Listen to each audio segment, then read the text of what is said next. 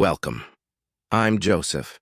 I belong to a small town near Puebla, Mexico, where dreams are big, but English is rare. I can write clean code, fix bugs fast, build systems that work like magic. But when it comes to English, I always felt stuck, silent in meetings, nervous on calls, afraid of interviews. I had the skills, but not the words. Then one night, everything changed. I saw a job post online. International company, great salary, chances to travel, work-life balance, remote flexibility. It was everything I had ever imagined. My dream job. The kind I used to think about when walking home late from work with tired feet but a hopeful heart. I clicked apply, and there it was. One line that stopped me cold. English fluency required. Just 3 words. But they felt like a wall I couldn't climb. I stared at the screen. I thought about all the times I stayed quiet in class, the times I smiled and nodded in meetings but didn't really understand, the times I had great ideas but no confidence to share them in English. My dream was close, but my English was not. I wanted to close the tab. I wanted to say, maybe next time. But something inside me said, you've waited long enough. It's now or never. I grabbed an old notebook. On the first page I wrote, learn English in 6 months. No excuses, no turning back. This job will be mine. I didn't have a teacher. I didn't join a class. But I had a reason, a fire, a goal that pulled me out of bed every morning. This is the story of how I learned English in 6 months. Not for fun, not for school, but for something bigger, a future I could finally speak to. I was not chasing perfect English. I was chasing my voice, and a seat at the table I once thought I'd never reach. And if you've ever felt the same, if you've ever felt your dreams were one language away, if you've ever looked at a job, a school, a visa, a chance, and thought, if only I spoke better English, then this video is for you, because my story is not just mine. It could be yours. Watch till the end, not just to hear my journey, but to find the courage for yours. Let's begin the journey together. Month 1, the fire inside. The next morning, I woke up with one thing on my mind: English. It was strange. Usually I checked my phone first, scrolled social media, but not that day. That day I opened YouTube, typed, Learn English for Beginners. The first video showed a smiling teacher. She said, "Good morning, how are you?" I paused, replayed it, tried to copy her. My voice felt weak. My mouth didn't move right. It was harder than I thought. I watched the same video 5 times, 10 times.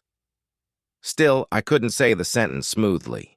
I felt embarrassed, even though I was alone, but I didn't stop. That evening, I wrote down my first 10 words: job, speak, English, work, interview, salary, skill, learn, goal, future. These were not just words. They were my reason, my dream. I put sticky notes on the wall. Hello, near the door. My name is Joseph on the mirror. I want to learn English near my bed. Everywhere I looked, I saw English. It followed me. It pushed me. At night, I recorded myself.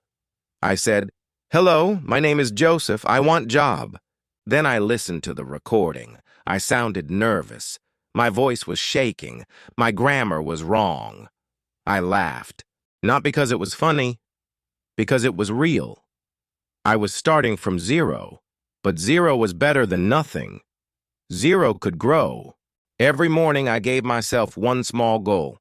1 sentence, 1 video, 10 words, sometimes just 5 minutes. But I never skipped a day.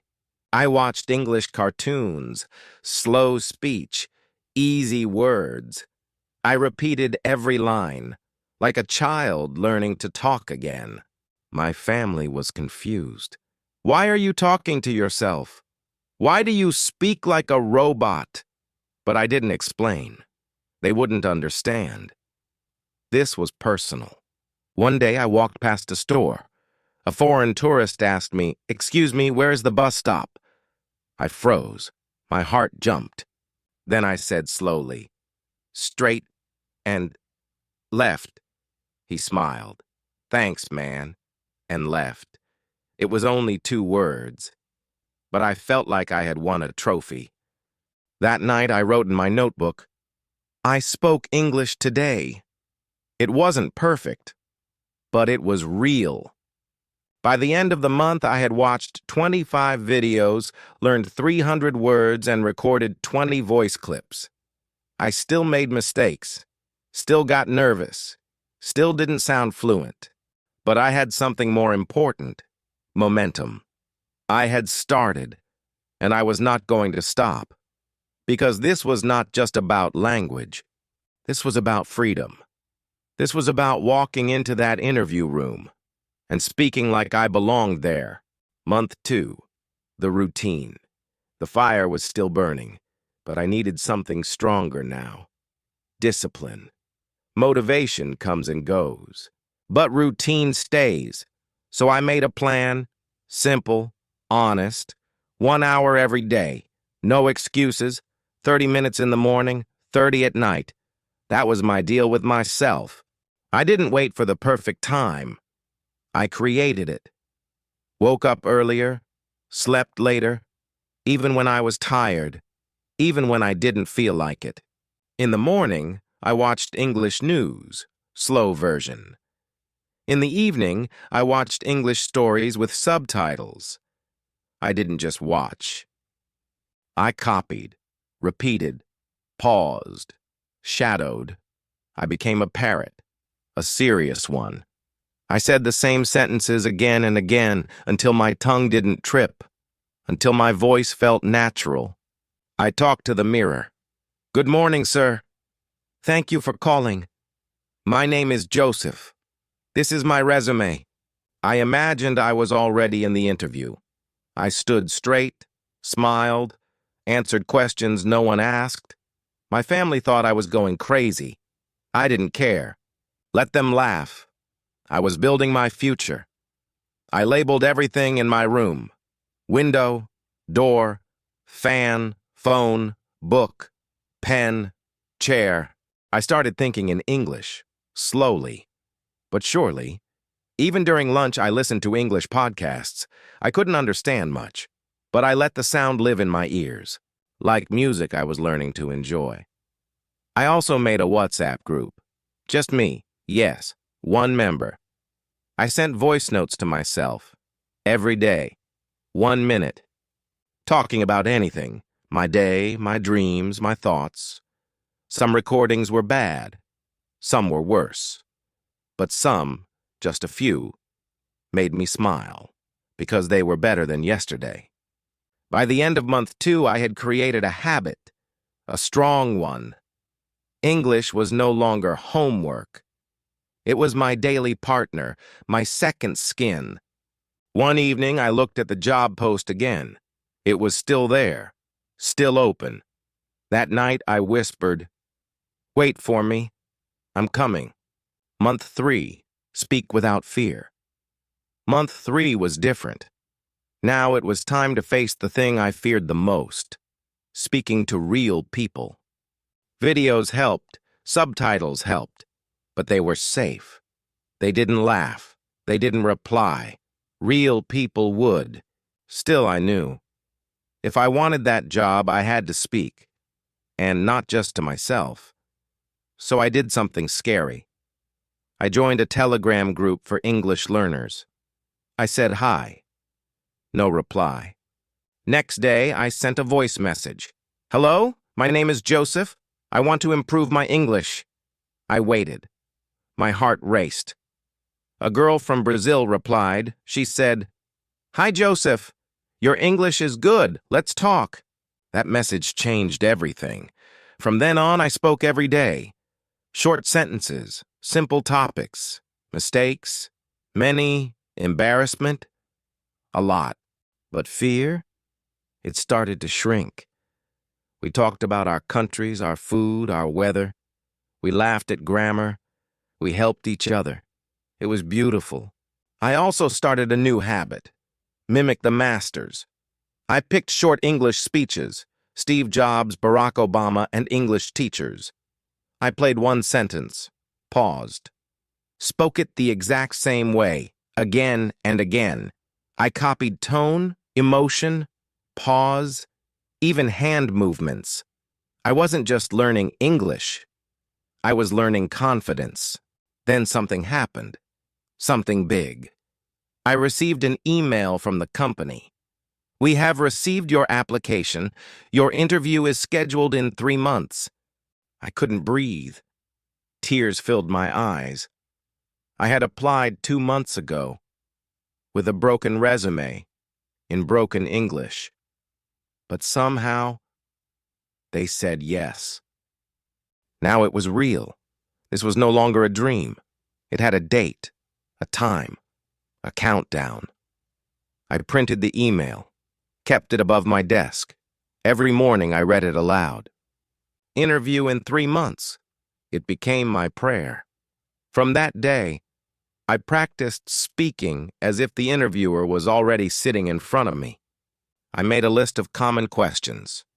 Tell me about yourself. Why do you want this job? What are your strengths? I wrote answers, spoke them, recorded them, corrected them. I didn't aim to sound perfect. I aimed to sound ready. I imagined the chair, the room, the handshake, the questions, the nerves. I practiced everything. By the end of month 3, I wasn't just studying English anymore. I was living it, breathing it, speaking it, with less fear each day. One night, I looked at myself in the mirror and said, "I can speak English. I can get this job. I'm not scared anymore." And for the first time, I believed it. Month 4, the written word. Month 4 was quieter. Less talking, more thinking, more writing. Because English isn't just about speaking. It's also about writing well. And I had something very important to write, my resume. The company had asked for it. They wanted to see if I was serious, if I could present myself clearly. I opened my old resume. It was all in my native language, outdated, messy, weak. I stared at the blank screen, typed the first line. "My name is Joseph, and I am..." Then I stopped. I didn't know the right words. I didn't know the style. I didn't want to sound wrong.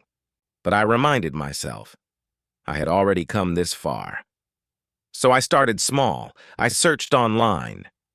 How to write a resume in English. I watched videos, read samples, copied structures, learned words like detail-oriented, motivated, team player.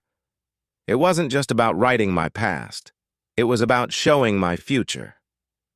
I rewrote my resume 10 times. I sent drafts to people I met in my Telegram group. They corrected it, encouraged me. Slowly, it became strong, sharp, professional. When it was ready, I sent the resume to the company, but before that, there was another challenge, writing the email. I didn't know how to start. Was it, "Dear Sir, Madam"? Should I say, "Please find attached," or "I have attached"? What was polite? What was too formal? So I watched tutorials, copied example emails, practiced writing short messages every day. I wrote, erased, rewrote.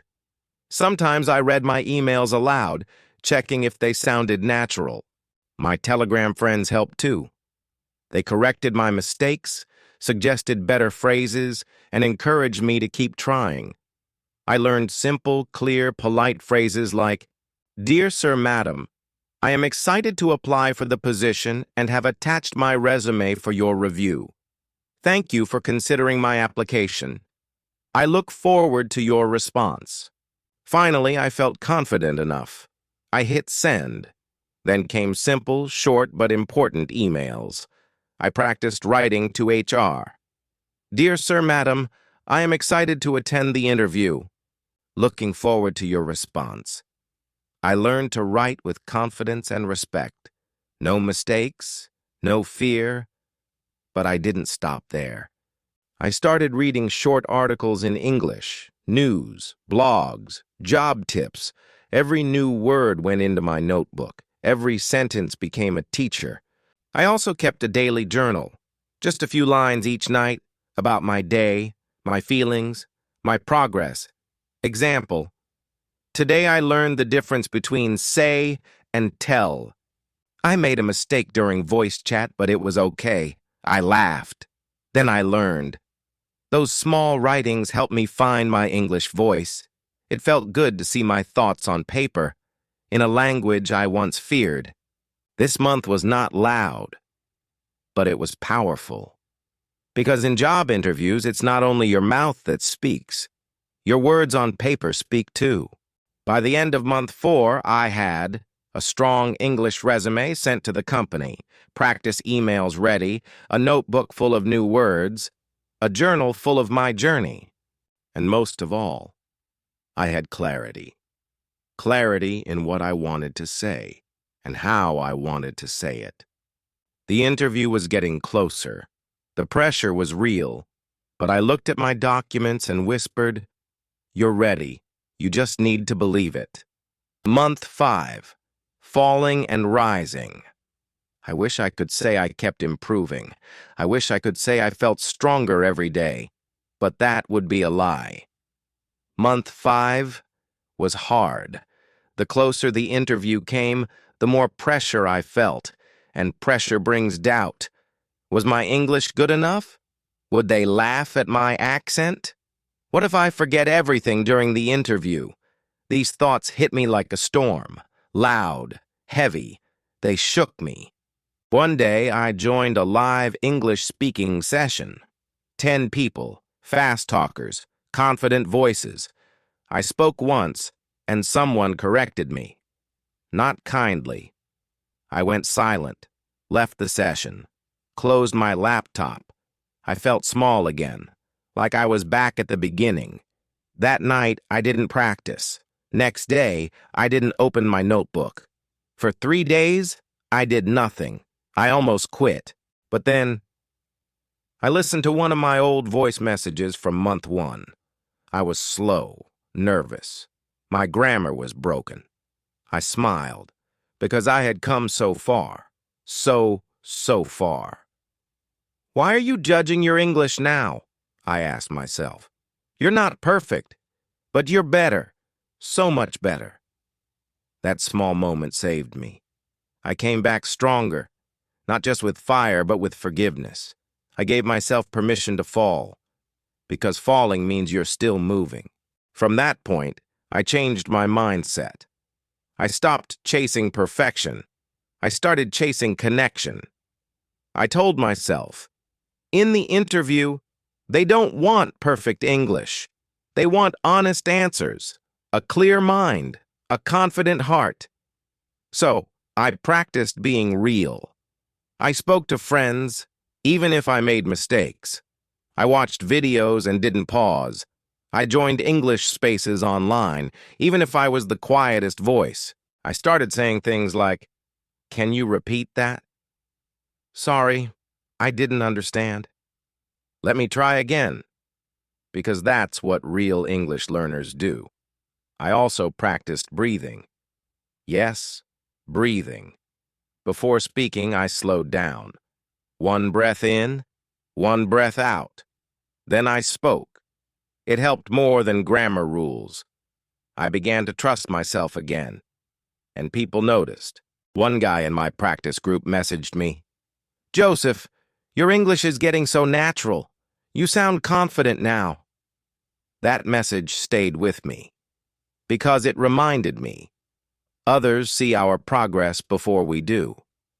By the end of month 5, I had found something more powerful than words.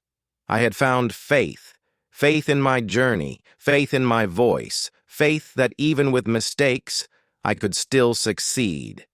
The interview was now just 4 weeks away, but this time I wasn't scared.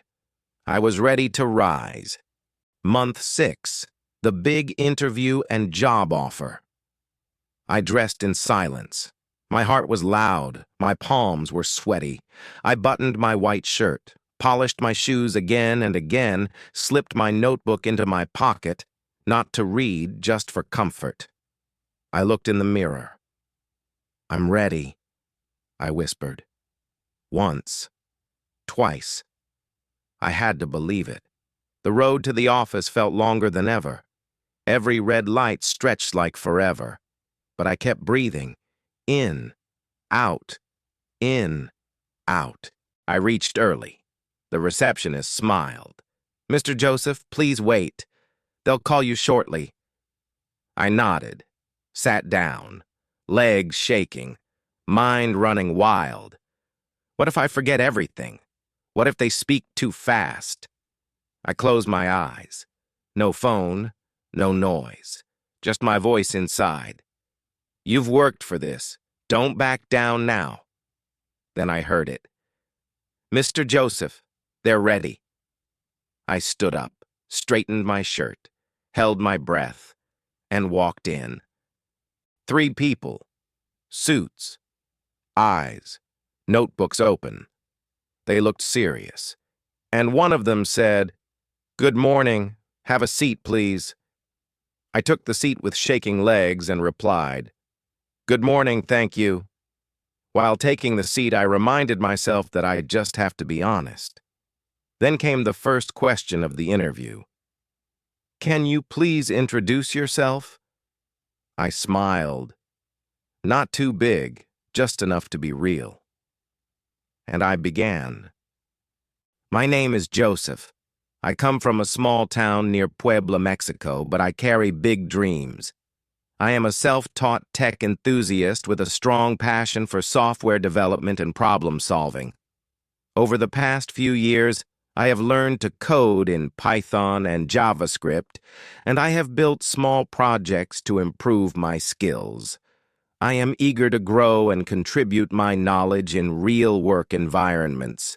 Just 6 months ago, I couldn't speak English, but I made a promise to myself, and now I'm here." They watched me closely. I kept going. "I'm not perfect, but I'm passionate. I may not speak like a native, but I'm not afraid anymore."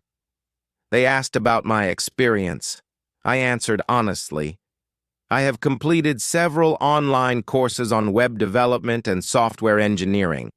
I built a simple website for a local business to help them get online. I also contributed to open-source projects on GitHub. Though I don't have formal job experience, I believe my hands-on projects show my dedication and skills." They asked about skills. I showed them with real examples.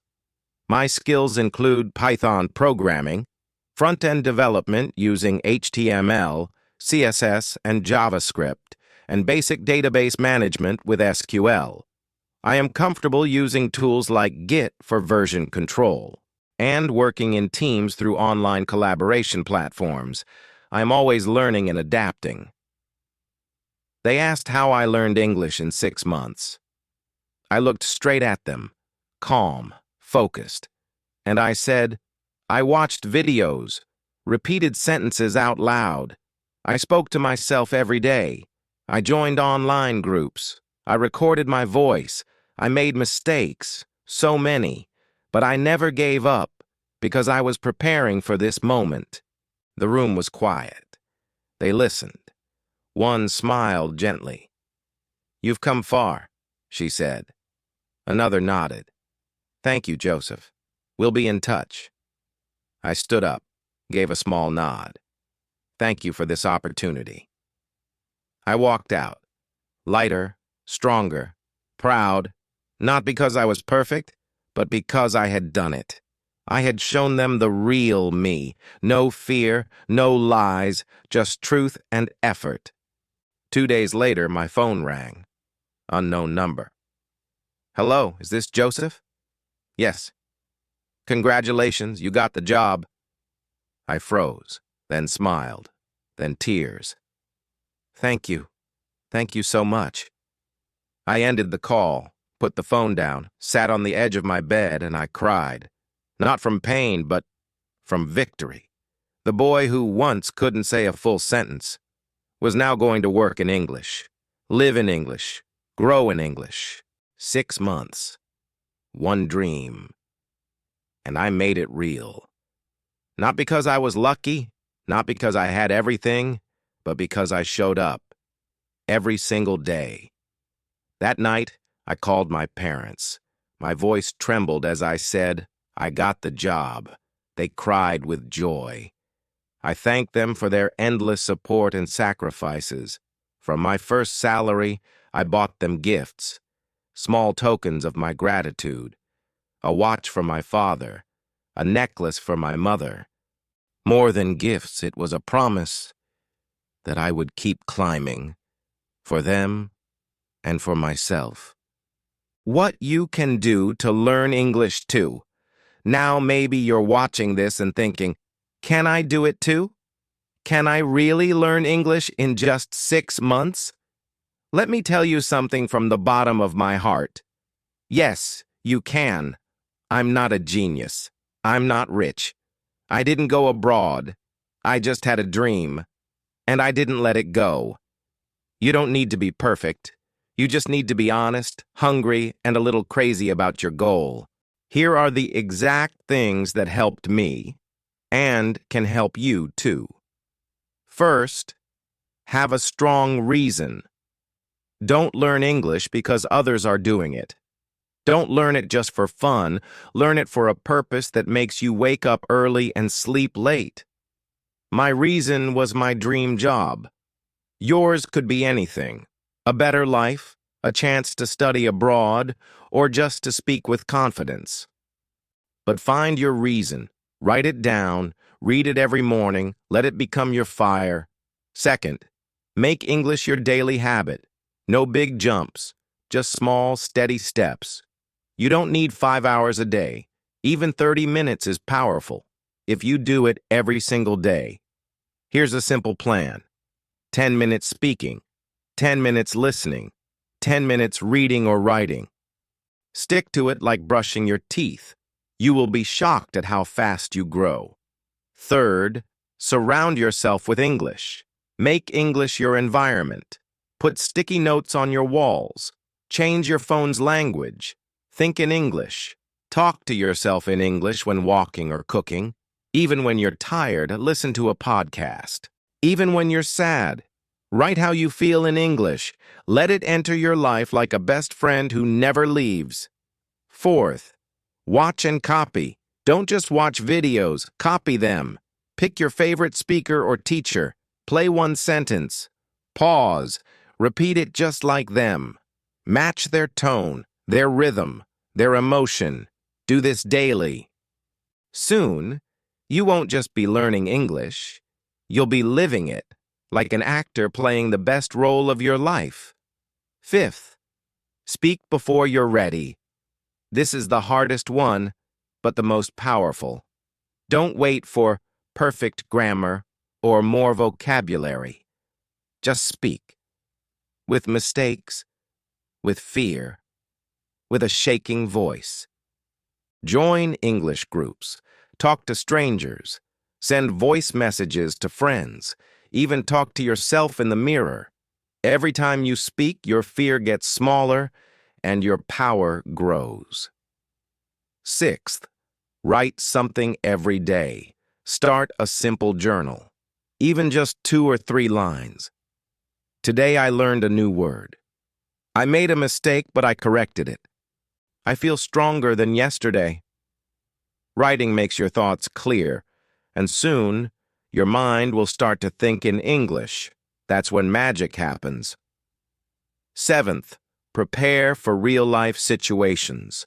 Don't only learn English, Use it. Practice like you already got the job. Record your answers to real interview questions. Stand in front of the mirror. Practice your smile, your greeting, your goodbye. Make it feel real before it actually becomes real. Eighth, accept failure but never quit. Some days you will feel stuck. You will say something wrong and feel embarrassed. You will forget words. People may laugh. That's okay, but don't stop. Failure is not the end. It's just the middle part of a great story. Your story. Final thought. If I could sit in front of you right now, I would look you in the eyes and say, you don't need to be perfect. You just need to be brave. Speak with your heart. Learn like it matters. And never, ever give up. English is not just a language. It's a bridge to your dreams. Cross it. One step, one word, one brave moment at a time. You can do this. Thank you for listening to this story. If you enjoyed it, please like this video, share it with your friends, and subscribe to Global English Stories for more amazing stories that help you learn English and inspire you. Your support means a lot. Together, we can learn, grow, and succeed. See you in the next story.